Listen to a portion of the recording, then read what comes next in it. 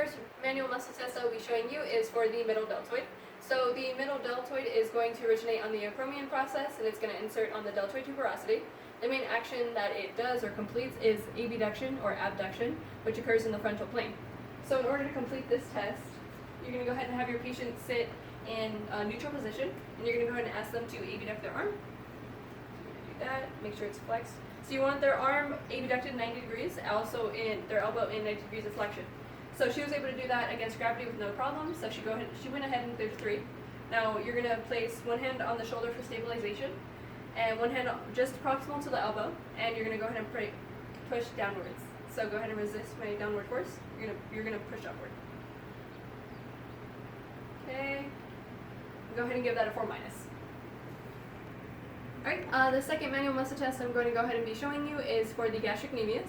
So the gastrocnemius is going to originate on just superior to the femoral condyles, and it's going to insert on the calcaneus. So because it crosses 2 joints, it's going to complete knee flexion as well as plantarflexion, which are both on the sagittal plane. Whew. In order to complete this test, you're going to go ahead and have your patient or client stand up. And this one's unique in that there's no examiner resistance applied, but rather you're going to be counting the number of heel raises that they're able to complete. So we're going to go ahead and have you stand on one leg, and you're going to have that one extended, and you can do as many heel raises as you can. So it's 1, 2, 3, go ahead, 4, 5, 6, 7, 8, 9, 10, 11, 12, 13, 14, 15, 16, 17, 18, 19, 20, so let me know when you're ready, stop, 21,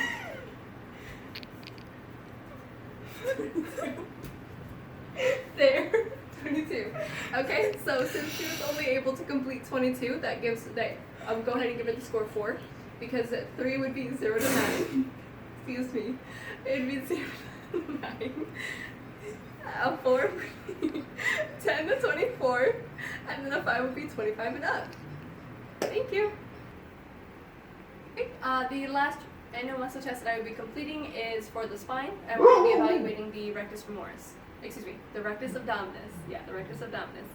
Okay, so for this test, we need to know that the rectus abdominis inserts at the xiphoid process and the cartilages of ribs 5 through 7, and it's going to originate at the pubic symphysis and the pubic crest. The main action that the rectus abdominis does is it's going to flex the trunk, which occurs in the sagittal plane. Now, to complete this test, as you see, I don't have a table, so we just have her laying on the floor. And what you're going to have your patient do, or your client, the person you're doing this with, you're going to have them put their hands behind their head. Their legs are going to be extended, and you're going to go ahead and hold their legs. You're not going to be applying any resistance in this test, similar to the gastrocnemius test. It's kind of just on the patient or the client. Okay, go ahead and try to flex the trunk, or just get your back off the floor. As you can see, she's not able to get her inferior angle off of the floor, her inferior angle of the scapula off the floor. So I'm going to go ahead and have you go ahead and cross your hands over your chest. You're going to go ahead and try to come up. Right? She's able to fully lift. So I would give her a 4.